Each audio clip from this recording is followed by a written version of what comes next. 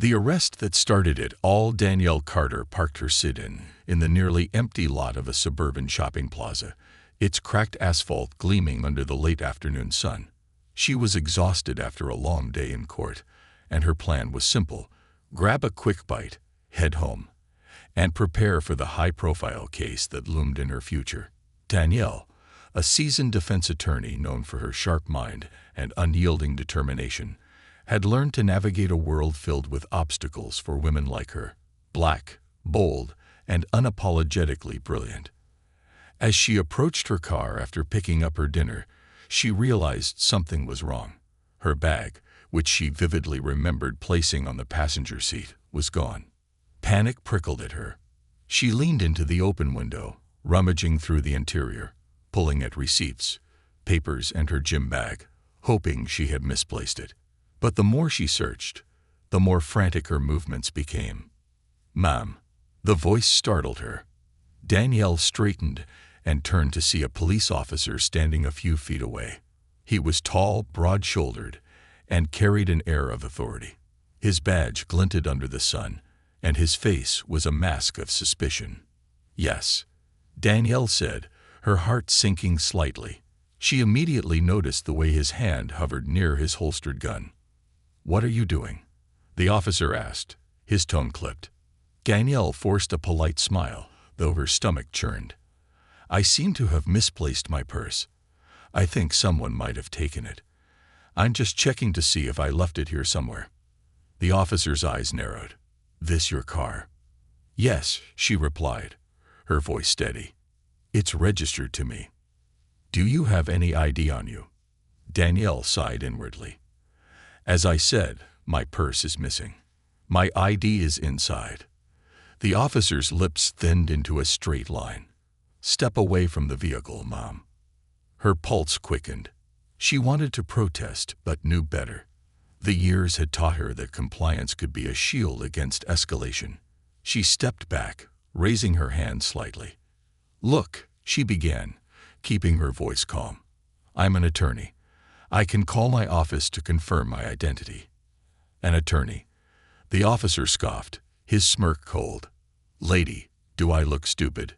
Step away from the car." Danielle took another step back, glancing around the lot. It was deserted except for a few parked vehicles. The windows of nearby shops darkened. There would be no witnesses. "Turn around," the officer ordered. "What?" Danielle's voice sharpened despite her effort to stay calm. "Why?" "Turn around and place your hands behind your back," he said, advancing toward her. "You have no cause to arrest me," Danielle snapped, her frustration bubbling to the surface. "You're acting suspicious. Either you comply, or I'll make you." Danielle took a breath, steadying herself. "Officer, this is a mistake. My name is Danielle Carter. I'm a licensed attorney. If you'd just run the plates." "I said turn around," the officer barked. When she didn't move immediately, he grabbed her arm and spun her around. The cold, unforgiving metal of handcuffs bit into her wrists, and she felt a surge of humiliation and fury. "You're under arrest for suspected vehicle theft," the officer said. "This is my car," Danielle shouted, twisting to face him. "You didn't even check the plates. This is a baseless arrest, and you know it." The officer ignored her protests, gripping her arm tightly as he marched her toward his cruiser. As Danielle slid into the back seat, a mixture of anger and dread churned within her. This couldn't be happening. Not to her. But deep down, she knew it was all too common. Through the window, she watched the officer return to her car, flashlight in hand. He rifled through her belongings without a warrant, his posture oozing disdain. Danielle's chest tightened. She was a trained legal professional, yet here she was, treated like a common criminal based on little more than assumptions. The ride to the precinct was silent. Danielle kept her gaze fixed out the window, her mind racing. Every courtroom battle she had fought, every injustice she had challenged, now felt deeply personal. She replayed the interaction in her head, cataloging every misstep the officer had made, every violation of her rights. It wasn't just about her. It was about what this represented, the systemic biases that allowed such encounters to unfold. At the precinct, she was led through a side door and placed in a holding cell. The officer said little, his smug expression speaking volumes. Danielle sat on the hard bench, her cuffed hands resting on her lap, and waited. Hours passed. No one came to check on her, to offer an explanation, or even a glass of water. The fluorescent lights above buzzed faintly, their harsh glare making the sterile room feel even more oppressive. Finally, another officer approached the cell, a younger man with a clipboard. He looked at Danielle, his expression uncertain. "Miss Carter." "Yes," she said firmly, standing up. He hesitated, glancing at her cuffed wrists. "You're claiming to be an attorney." "I'm not claiming. I am an attorney," she said, her tone steely. "Run my name. Check the registration of the vehicle. Do your job." The younger officer flushed slightly and turned on his heel, muttering, "I'll check." Danielle sank back onto the bench, exhaling sharply. She had no doubt the truth would come out. The question was how much damage would be done before it did. An hour later, the door to the holding area opened again. This time, it was the officer who had arrested her, his face flushed and his jaw tight. Behind him stood the precinct captain, a wiry man with a no-nonsense demeanor. The captain's expression was grim. "Miss Carter," he said, his voice calm but firm, "there's been a mistake." Danielle stared at him, her expression unreadable. "A mistake?" "Yes," the captain admitted, casting a sharp glance at the arresting officer. "Your car registration and background have been verified. It appears you were wrongfully detained." Danielle rose slowly to her feet, her gaze piercing. "Wrongfully detained. That's one way to put it." The captain cleared his throat, clearly uncomfortable. "On behalf of the department, I apologize. You'll be released immediately." Danielle held up her cuffed wrists. "That's a start." As the cuffs were removed, the officer avoided her gaze. Danielle rubbed her wrists, the anger she had contained bubbling to the surface. "I want his badge number," she said coldly, pointing to the arresting officer. "And I'll be filing a formal complaint." The captain nodded. "You're within your rights. We'll provide the necessary information." Danielle picked up her purse, which had been retrieved from her car, and squared her shoulders. "Good, because this isn't over." She walked out of the precinct, her heels clicking against the tiled floor, her mind already formulating the next steps. She would ensure this incident didn't disappear into bureaucratic oblivion. Justice wasn't just her profession, it was her mission. This was only the beginning. A reckoning begins. Danielle sat in her car outside the precinct, gripping the steering wheel tightly as she stared at the flickering neon light of a nearby convenience store. The adrenaline from her release still coursed through her veins, but underneath it was a simmering fury. She wasn't just angry about her arrest. She was enraged by what it symbolized. She had spent her entire career fighting against injustice, challenging systemic biases, and ensuring that every client, no matter their background, received fair treatment under the law. Yet, in the blink of an eye, she had become a victim of the very system she worked within. The bitter irony wasn't lost on her. Taking a deep breath, she reached for her phone. It was time to call her mentor and colleague, Judge Cynthia Reynolds. Cynthia had been a guiding force in Danielle's life, a no-nonsense legal powerhouse who had shattered glass ceilings before Danielle had even graduated from law school. If anyone would know how to navigate the storm ahead, it was her. The phone rang twice before Cynthia's warm yet commanding voice answered. "Danielle, I was just about to call you. I heard about what happened." Danielle closed her eyes, grateful for Cynthia's immediate understanding. "Then you know it's bad." "It's not just bad. It's outrageous," Cynthia said, her tone sharp. "A police officer profiling and detaining a state attorney. It's a legal and ethical disaster waiting to explode. Are you okay?" Danielle sighed. "I'm fine physically, but I'm furious. And honestly, I don't even know where to start. This officer didn't just arrest me. He humiliated me, dismissed everything I said, and refused to verify my identity. He didn't care who I was. All he saw was a black woman rummaging through a car. There was a pause on the other end of the line before Cynthia spoke again, her voice measured. "You're right to be angry, but you're also in a unique position to make sure this doesn't get swept under the rug. This isn't just about you, Danielle. It's about what this represents for everyone who doesn't have your platform." Danielle nodded, though Cynthia couldn't see her. "I've already decided to file a formal complaint, but it can't stop there. This officer didn't act alone. His arrogance came from a culture that enables this kind of behavior." "Good," Cynthia said firmly. "Start with the complaint, but don't let it end there. Use your voice. Speak to the media, involve advocacy groups, and make sure the department knows they can't silence this." Danielle's grip on the phone tightened. "You're right. This is bigger than me. I'll handle it." "And Danielle," Cynthia added, her tone softening slightly, "remember that you don't have to fight this alone. There are people, myself included, who will stand beside you every step of the way." Danielle's chest tightened at the unexpected wave of gratitude that surged through her. "Thank you, Cynthia. That means more than you know." After ending the call, Danielle sat in silence for a moment, letting Cynthia's words sink in. She had always been a fighter, but now she felt the weight of something larger on her shoulders. This wasn't just about clearing her name. It was about challenging a system that had failed too many for too long. With renewed resolve, she pulled out of the parking lot and headed home. She had a plan to formulate, calls to make, and battles to prepare for. The fallout begins. The next morning, Danielle arrived at her office to find a small group of reporters waiting outside the building. Word of her arrest had already spread, and the story was gaining traction. Cameras flashed as she stepped out of her car, her expression calm but resolute. "Ms. Carter, can you comment on your arrest?" one reporter called out. "Do you believe this was a case of racial profiling?" another asked.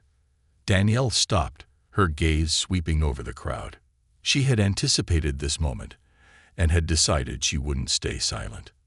"I'll make a brief statement," she said, her voice steady. The reporters quieted, their microphones and cameras focused on her. "Yesterday, I was wrongfully detained and arrested by a police officer who failed to follow basic protocol. Despite my repeated attempts to identify myself as a state attorney and to explain that the car in question was my own, I was handcuffed and treated as a criminal. This incident is not just about me. It's about the systemic biases that allow such encounters to happen every day, often to people who don't have the resources or platform to fight back." She paused, letting her words sink in. "I am filing a formal complaint against the officer involved and calling for a full investigation into the department's practices. This is not just about seeking justice for myself. It's about ensuring accountability and preventing this from happening to anyone else." The reporters erupted with questions, but Danielle turned and walked into the building, her statement hanging in the air. She knew the storm was just beginning, but she was ready to face it. The department responds. By midday, the police department held a press conference of its own. Chief Gregory Allen stood at the podium, his expression serious as he addressed the growing controversy. "We are aware of the incident involving State Attorney Danielle Carter," he began, his voice carefully measured. "This department takes allegations of misconduct very seriously. We have placed the officer involved on administrative leave pending a thorough investigation. We are also conducting a review of our policies and procedures to ensure incidents like this do not occur in the future." Danielle watched the press conference from her office, her arms crossed.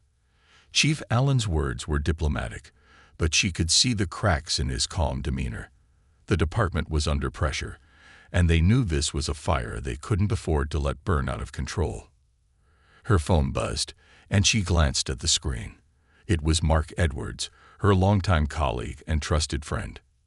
"Turn on Channel 7, he said without preamble. "I'm already watching," she replied. "Allen's trying to play it safe." Mark's voice was edged with anger. Safe isn't good enough. They're going to try to frame this as an isolated incident, a one-time mistake by one officer. You know that, right? I know, Danielle said, but I'm not letting them get away with it. This isn't just about Mulligan. Mark sighed.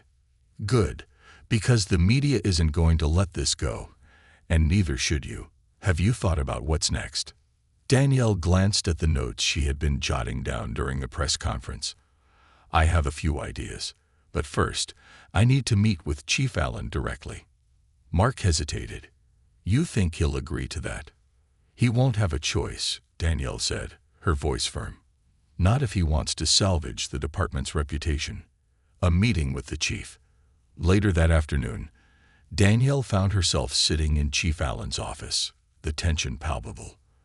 The room was sparsely decorated, the walls lined with plaques and framed photos of officers at community events.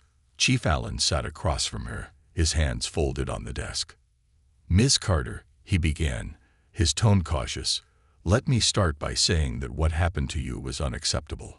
I want to personally apologize for the actions of my officer. Danielle met his gaze, her expression unyielding. Your apology is noted, Chief, but words won't fix this. What happened to me isn't an isolated incident.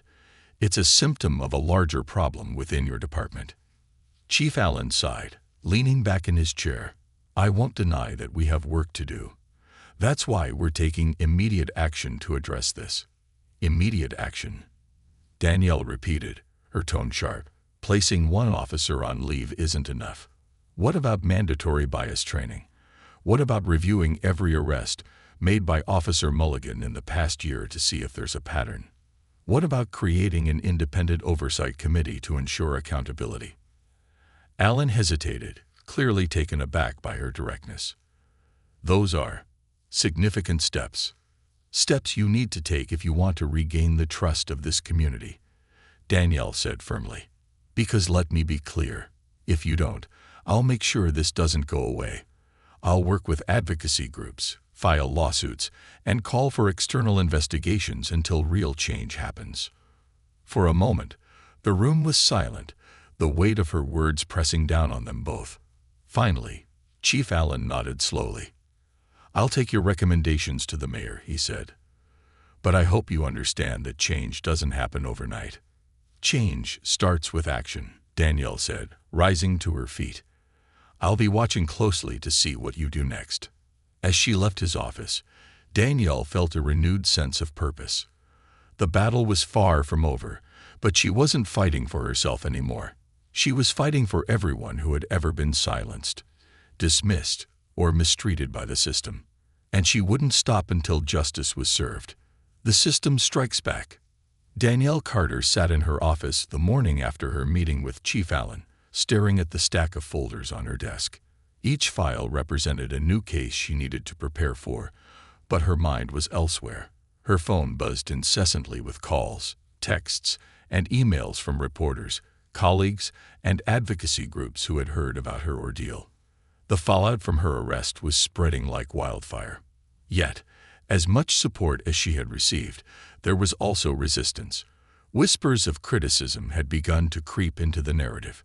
Some accused her of making it about race, while others suggested she was exploiting the situation for personal gain.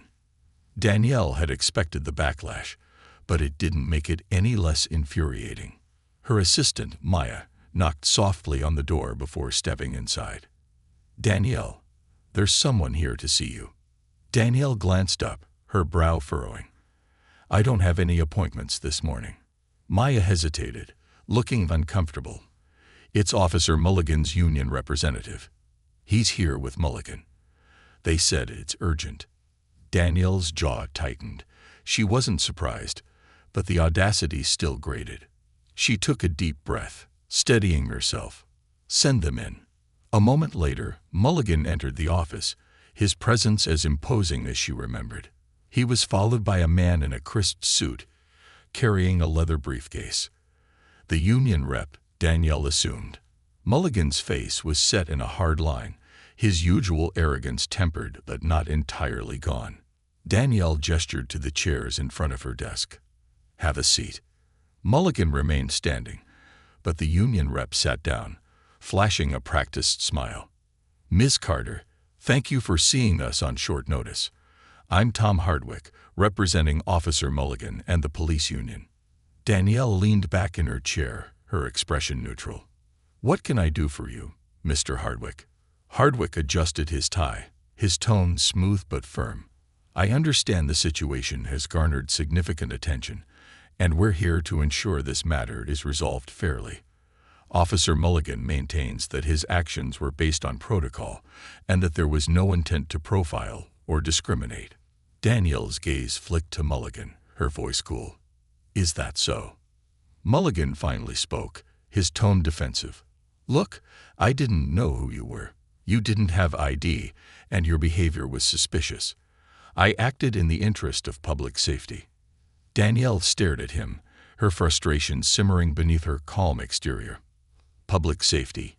You arrested me without verifying any of my claims. You didn't even bother to check the vehicle registration before treating me like a criminal."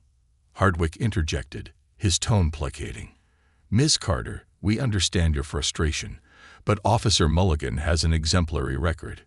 He's been on the force for over 15 years. And which makes his actions even more concerning," Danielle cut in sharply. "With that much experience, he should know better. This wasn't a rookie mistake. This was negligence at best and blatant discrimination at worst." Mulligan's face darkened, but Hardwick held up a hand to calm him. "We're not here to debate, Ms. Carter. We're here to find a resolution. Surely, we can agree that this doesn't need to escalate further." Danielle narrowed her eyes. "Resolution? You mean you want me to drop the complaint?" Hardwick's smile didn't waver. "We believe a formal reprimand and additional training would be a sufficient response. Officer Mulligan is willing to issue a public apology as well." Danielle leaned forward, her voice steady but firm.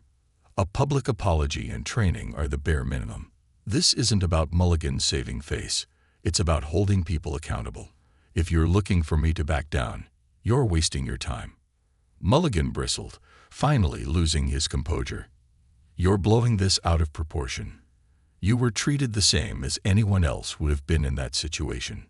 Danielle's gaze was icy as she responded. "And that's exactly the problem, Officer Mulligan. People like me are too often treated as suspects first and citizens second. If you think I'm going to let this slide, you don't understand who you're dealing with." Hardwick cleared his throat, sensing the tension. "Perhaps we should revisit this conversation after everyone has had more time to cool off." Danielle stood, signaling that the meeting was over. "There's nothing to revisit. I'll see you at the investigation hearing." Hardwick rose, nodding politely, while Mulligan stormed out of the office without another word. Danielle watched them go, her jaw tight. This wasn't just about one officer anymore. It was about the system that protected him. The investigation unfolds. 2 weeks later, the internal investigation was underway. Danielle had provided a detailed account of her arrest, along with the names of witnesses and video footage from the precinct's holding area. The media had latched onto the story, amplifying her voice and sparking widespread outrage. Protests erupted outside the police department, led by local activists demanding reform. Inside the investigation hearing, Danielle sat across from a panel of senior officers and city officials. Chief Allen presided over the proceedings, his expression grim. Mulligan was present, flanked by Hardwick and a team of legal advisors. Danielle's attorney, Mark Edwards, presented their case with precision, outlining every misstep Mulligan had made during the arrest.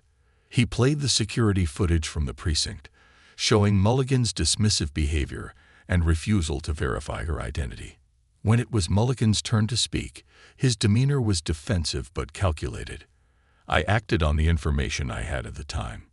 Ms. Carter's behavior was unusual, and I couldn't take her word at face value without evidence." Danielle's voice was calm but unyielding as she responded. "And yet you never attempted to find that evidence. You ignored my explanations, refused to run the vehicle's plates, and treated me with hostility from the start. Your actions weren't about public safety. They were about your assumptions." The panel listened intently, their expressions growing increasingly serious. When the hearing adjourned for the day, Danielle felt a sense of cautious optimism. The evidence was overwhelming, but she knew the battle wasn't over. Ripples of change. As the investigation continued, the story gained national attention. News outlets debated the broader implications of Danielle's arrest, while social media erupted with support and outrage. Advocacy groups rallied behind her, using her case as a catalyst for demanding police reform. Danielle received countless messages from strangers sharing their own experiences with racial profiling and wrongful arrests. The weight of their stories fueled her determination. This wasn't just her fight, it was a fight for all of them. At the same time, she faced personal attacks from those who sought to discredit her. Anonymous emails, online harassment, and even veiled threats became part of her daily life. But Danielle refused to be silenced. She doubled down on her public appearances, speaking at town halls, rallies, and press conferences. "This isn't just about one officer or one department," she said at a rally.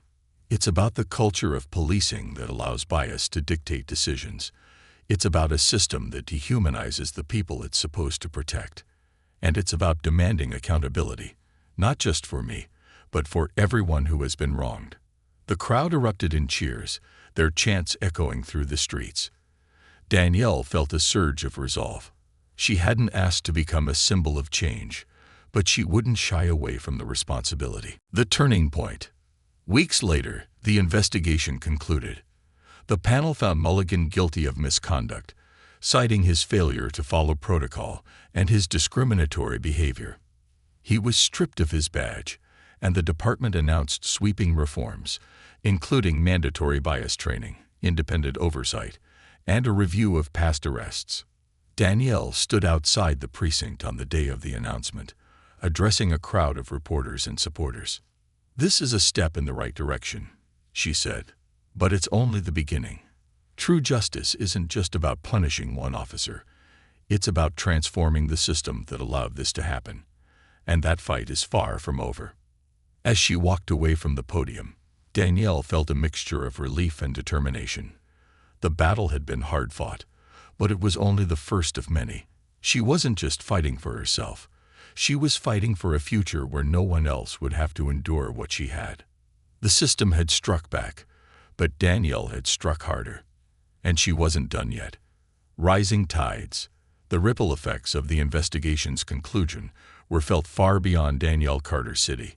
Her case had become a flashpoint in the national conversation about police reform, and people from across the country were watching closely to see what would come next. While the decision to strip Officer Mulligan of his badge and implement reforms was a victory, Danielle knew it wasn't the end. It was merely a beginning. The following weeks were a whirlwind of activity. Her days were consumed by interviews, town hall meetings, and legal consultations, while her nights were spent combing through case files and strategizing with her team. Advocacy groups were reaching out, offering support and collaboration. Activists wanted her voice on panels, at protests, and in community forums. The momentum was growing, and Danielle found herself at the center of a movement she hadn't intended to lead. The push for oversight. One morning, Danielle sat in her office with Mark Edwards and a small group of legal and community leaders. The air was charged with purpose as they discussed their next steps. "We've made some progress with the department's reforms, but it's not enough," Mark said, his tone measured.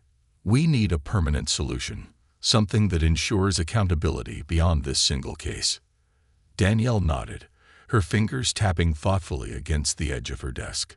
An independent oversight committee, something with real power to investigate complaints, enforce disciplinary actions, and oversee policy changes. An older woman seated across from her, Maria Alvarez, a veteran community organizer, smiled approvingly. "That's the kind of structural change we need. But you know the pushback will be fierce. The unions, the politicians, they're not going to make this easy." "They don't have to make it easy," Danielle replied, her voice steady. "We'll make it necessary. Public pressure is on our side. People are paying attention, and they're demanding change. Mark leaned forward, his eyes sharp. If we're going to do this, we need allies in City Hall. And we need a plan to keep the public engaged. The protests have been powerful, but we can't let the momentum fizzle out. Agreed, Danielle said. Let's draft a proposal for the Oversight Committee. I'll reach out to Chief Allen to see if he's willing to support it. If not, we'll take it directly to the mayor. The room buzzed with energy as the group began assigning tasks and brainstorming strategies. Danielle felt a flicker of hope amidst the weight of responsibility. This wasn't just about repairing the damage done to her. It was about building a system that worked for everyone. A meeting with the chief. Later that week, Danielle found herself back in Chief Allen's office. The chief looked more tired than he had during their last meeting, the strain of recent events evident in the lines on his face. He gestured for Danielle to sit, his expression cautious but not unfriendly. "I assume this isn't a social visit," he said, his tone wry. Danielle smiled faintly. "You're right about that. I wanted to discuss the next steps for the department. Specifically, the establishment of an independent oversight committee." Allen's brows lifted slightly, and he leaned back in his chair. "That's ambitious." "It's necessary," Danielle countered. "The reforms you've implemented are a start, but they don't address the root of the problem. Without independent oversight, there's nothing to prevent these issues from happening again." Allen sighed, rubbing his temples. "You know the department is already under scrutiny. Adding an oversight committee will only increase tensions with the union and some of the rank-and-file officers. Tensions are a small price to pay for accountability," Danielle said firmly. "If you support this, it will send a message to your officers, to the public, and to every department in the country that you're committed to meaningful change." Allen was silent for a moment, his gaze fixed on a framed photo on his desk. It was of him shaking hands with a group of young cadets, their faces bright with optimism. "I'll consider it," he said finally, "but you'll need to convince the mayor. He's the one who will have to approve it." Danielle nodded, her expression resolute. "I will." The battle for City Hall. Convincing the mayor proved to be an uphill battle. Danielle scheduled a meeting with Mayor Sandra Hawkins, a pragmatic leader who prided herself on balancing progressive ideals with political realities. Hawkins was known for her careful calculations, and Danielle knew she would need to present a compelling case. When Danielle entered the mayor's office, Hawkins greeted her with a warm but guarded smile. "Danielle, it's good to see you. I've been following your case closely." "I appreciate that, Mayor Hopkins," Danielle replied as they sat. "But I'm here to talk about what comes next." Hawkins leaned back in her chair, steepling her fingers. "I assume you're referring to the Oversight Committee proposal." "Exactly," Danielle said. "We need an independent body to hold the police accountable. Without it, the reforms we've made will be hollow." Hopkins's smile faded slightly. "You know this won't be an easy sell. The police union is already on edge, and the city council isn't exactly eager to take on another contentious issue." Danielle's eyes hardened. "Mayor, this isn't about what's easy. It's about what's right. The public wants accountability, and they're looking to you to deliver it." Hopkins sighed, her expression thoughtful. "I'll admit, the idea has merit, but I'll need more than public pressure to push it through. Do you have a detailed plan?" Danielle pulled a folder from her bag and placed it on the desk. "This outlines the structure, budget, and scope of the committee. It includes input from legal experts, community leaders, and other cities that have implemented similar measures." Hawkins opened the folder, skimming the contents. After a long pause, she nodded. "This is thorough. I'll present it to the council, but you'll need to rally support from the community. If we're going to push this through, we need undeniable public backing." "Consider it done," Danielle said, her voice resolute. A groundswell of support. True to her word, Danielle threw herself into rallying public support. She organized town halls, met with grassroots organizations, and launched a social media campaign that quickly gained traction. The #OversightNow began trending, and petitions flooded the mayor's office. At one town hall, Danielle stood before a packed auditorium, her voice ringing with conviction. This isn't just about one case or one city. It's about building a system where accountability isn't optional. It's about ensuring that no one, no matter their race, background, or status, has to fear the people sworn to protect them. The crowd erupted into applause, their energy electrifying the room. Danielle felt a surge of hope. This wasn't just her fight anymore. It was a collective demand for justice. The vote. The day of the city council vote arrived, and tensions were high. Protesters filled the streets outside City Hall, their chants echoing through the chambers. Inside, Danielle sat alongside Mark, Maria, and other supporters of the Oversight Committee, their expressions a mix of determination and apprehension.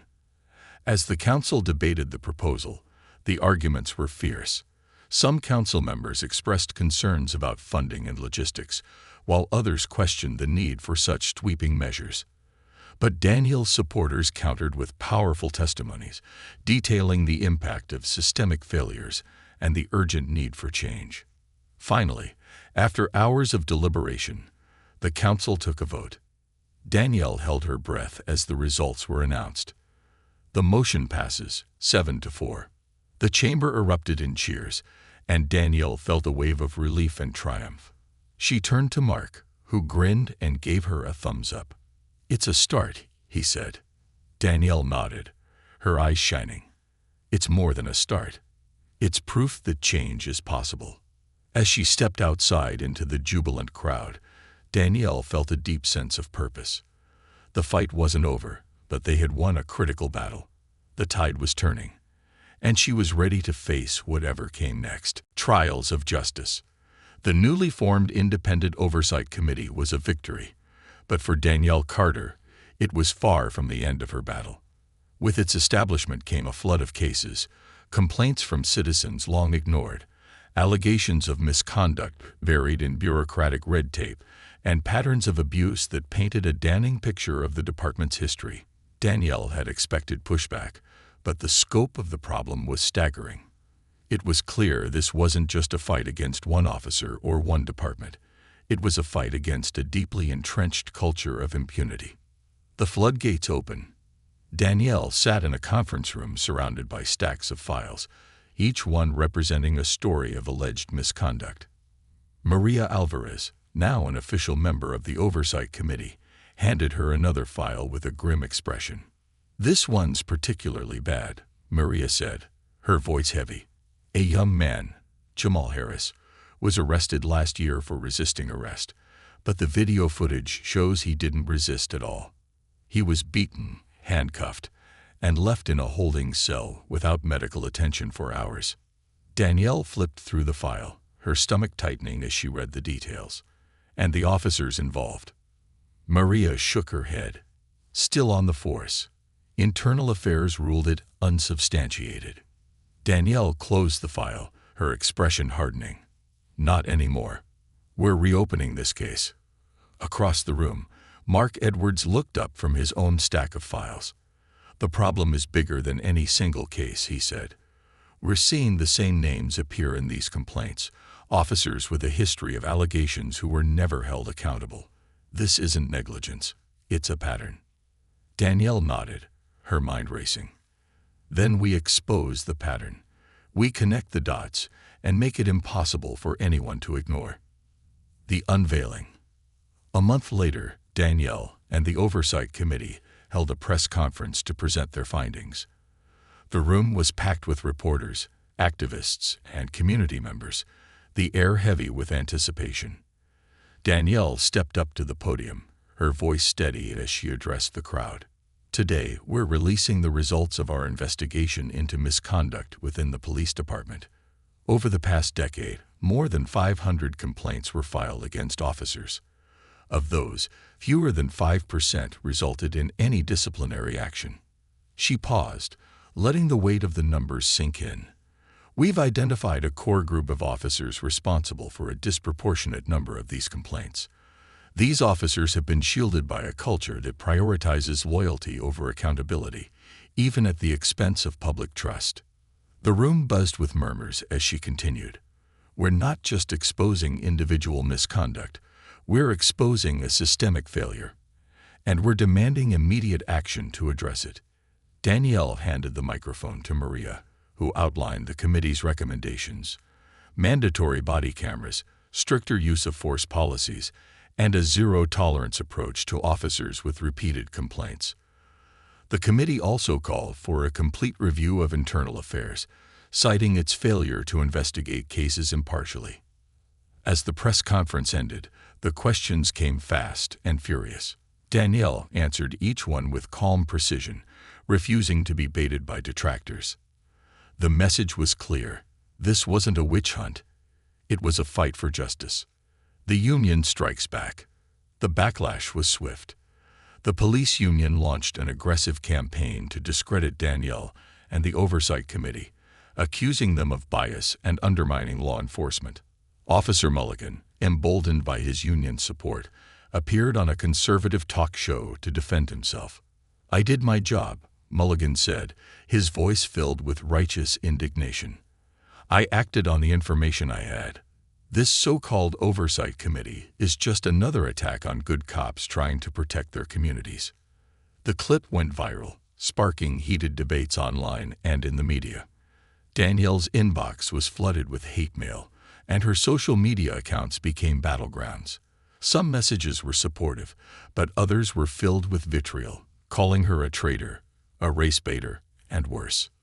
Late one night, as Danielle scrolled through the comments on a particularly inflammatory article, her phone buzzed. It was Cynthia Reynolds, her mentor. "Danielle," Cynthia said, her voice steady but warm. "I saw Mulligan's interview. Are you holding up?" Danielle sighed, rubbing her temples. "Barely. It feels like every step forward comes with twice as much resistance." "That's how you know you're making progress," Cynthia said. "Change doesn't come without a fight, and you're in the thick of it. But don't lose sight of why you're doing this. You're not just fighting for yourself.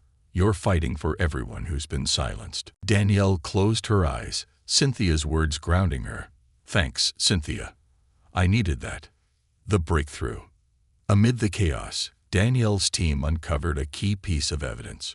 A whistleblower within the department came forward with internal memos showing that complaints against certain officers had been deliberately suppressed. The memos revealed a culture of collusion, where supervisors protected their subordinates to maintain the department's image. The revelation was explosive. Danielle and the Oversight Committee called another press conference to present the evidence, and this time, the backlash against the department was overwhelming. Calls for resignations and deeper investigations echoed across the city. Chief Allen, who had initially tried to balance reform with maintaining the department's morale, now found himself in an impossible position. He held his own press conference, announcing sweeping changes, including the immediate suspension of several high-ranking officers implicated in the scandal. "This department has failed to uphold the values it was founded on," Allen admitted. "We owe it to this city to rebuild trust, and that starts with accountability. A community united."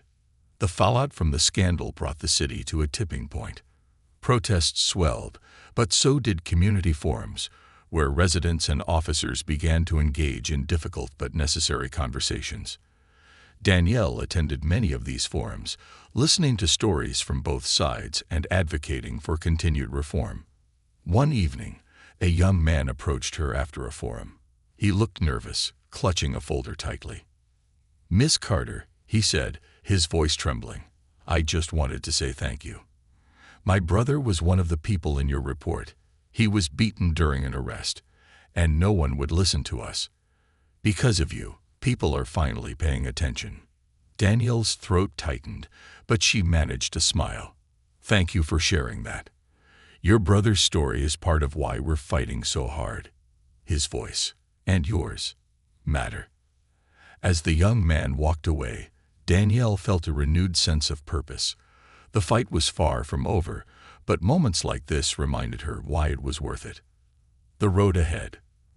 In the weeks that followed, The City Council approved additional reforms, including increased funding for the Oversight Committee and a program to recruit and train officers from underrepresented communities. Danielle continued to push for national attention, working with lawmakers and advocacy groups to replicate the oversight model in other cities. Though the journey had been grueling, Danielle knew they had achieved something monumental. They had turned the tide in a battle that many had thought unwinnable. But she also knew the road ahead would be long, with new challenges at every turn.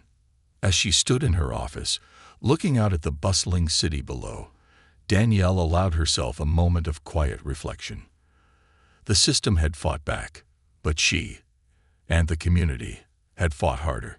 Together, they were building something better, one step at a time. The legacy of justice. Danielle Carter stood on the steps of City Hall, gazing out at the massive crowd that had gathered in the square. The sun hummed low in the sky, casting a golden glow over the faces of people from all walks of life. Activists holding signs, families with children perched on their shoulders, community leaders, and even police officers who had come to show their support. It was a moment Danielle would never forget. The culmination of months of relentless work, a testament to the power of persistence and unity. The square erupted into applause as Danielle approached the podium. She took a deep breath, steadying herself before addressing the crowd. Today, she began, her voice firm but warm, we stand here not to celebrate the end of a journey, but the beginning of a new chapter. Over the past months, we have faced resistance, doubt, and even outright hostility. But we've also witnessed the strength of a community united by a shared vision of justice. The applause swelled again, but Danielle raised her hand, signaling for silence. This moment isn't about me, she continued. It's about every voice that was silenced, every story that went unheard, and every person who refused to give up. Together, we have proven that change is possible when we demand it. But our work is far from over. The long fight. As Danielle left the stage, flanked by her team, she thought about how far they had come. The implementation of the Independent Oversight Committee had sparked a national movement, with cities across the country adopting similar models. But progress came at a cost. The fight had tested Danielle's limits in ways she hadn't anticipated. The months leading up to this day had been grueling. The backlash from police unions had grown increasingly hostile, with lawsuits filed to challenge the Oversight Committee's authority. Conservative pundits labeled Danielle a radical intent on dismantling law enforcement, while fringe groups targeted her with threats. Even some community members expressed skepticism, worried that the reforms would falter without sustained momentum. Despite the challenges, Danielle pressed on. She had learned to draw strength from the people around her. Her mentor Cynthia, her colleague Mark, and Maria Alvarez, whose unwavering commitment to justice had become a cornerstone of the movement. Together, they had faced each hurdle head-on, refusing to let fear or fatigue derail their mission. A visit from an old foe. One evening, as Danielle was wrapping up a long day at the office, her assistant Maya knocked hesitantly on the door. "There's someone here to see you," Maya said. "He doesn't have an appointment, but it's Officer Mulligan." Danielle's heart skipped a beat. It had been months since she'd last seen Mulligan, whose dismissal from the force had made headlines. She had heard rumors that he was planning to sue for wrongful termination, but nothing had come of it. Until now, apparently. "Send him in," Danielle said, her voice calm despite the unease knotting in her stomach. Mulligan entered the office, his posture tense. He looked different, less arrogant, more subdued. He removed his hat, twisting it in his hands as he stood before her desk. "Miss Carter," he began, his voice low, "thank you for seeing me." Danielle gestured for him to sit, studying his face carefully. "What brings you here, Officer Mulligan?" "Ex-officer," he corrected, a hint of bitterness creeping into his tone. He took a seat, exhaling sharply. "Look, I'm not here to argue or rehash what happened. I need to say something." Danielle folded her hands on the desk, waiting. "I was wrong," Mulligan said finally. the words seeming to cost him. Not just about you, but about a lot of things.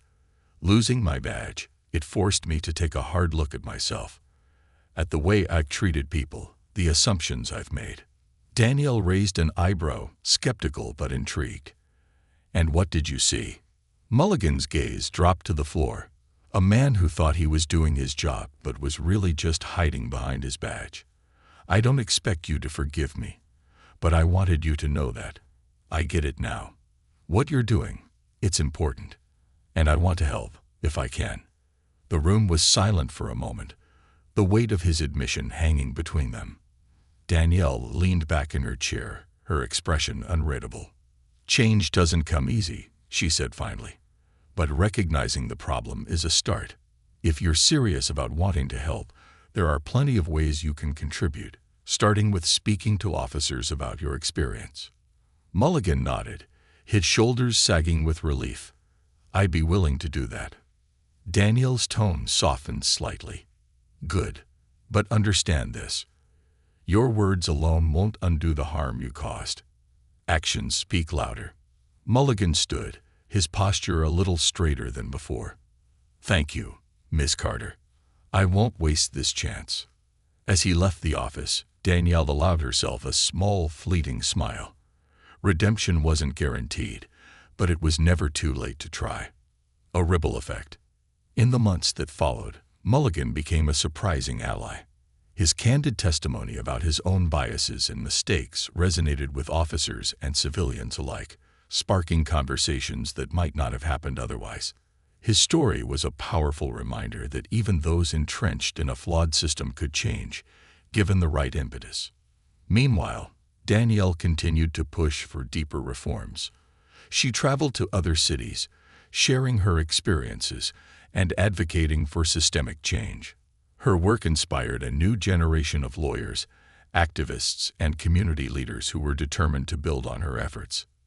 One of those leaders was Jamal Harris, the young man whose case had been reopened by the Oversight Committee. After his charges were dropped and a settlement was reached, Jamal began volunteering with a youth organization focused on police accountability. He often credited Danielle with giving him the courage to speak out. She showed me that my voice matters, Jamal said at a community event. And now, I want to make sure others know their voices matter too. A new chapter. 1 year after the establishment of the Oversight Committee, Danielle returned to the same podium on the steps of City Hall. This time, she was flanked by a diverse group of community leaders, activists, and officers who had become partners in the fight for justice. Today, we celebrate the progress we've made, Danielle said, her voice carrying across the square. But we also acknowledge that the road ahead is long. True justice requires vigilance, perseverance, and an unwavering commitment to equality. Together, we've planted the seeds of change. Now, it's up to all of us to nurture them. The crowd erupted into cheers, their energy a testament to the movement's enduring strength. As Danielle stepped away from the podium, she felt a deep sense of fulfillment. The fight wasn't over, but she was no longer standing alone. The community had risen to meet the challenge, proving that change was possible when people came together with a shared purpose. As she walked through the crowd, shaking hands and exchanging words of encouragement, Danielle realized that her journey had become something much larger than herself. It was a legacy of justice, a testament to the power of resilience, and a promise of hope for generations to come.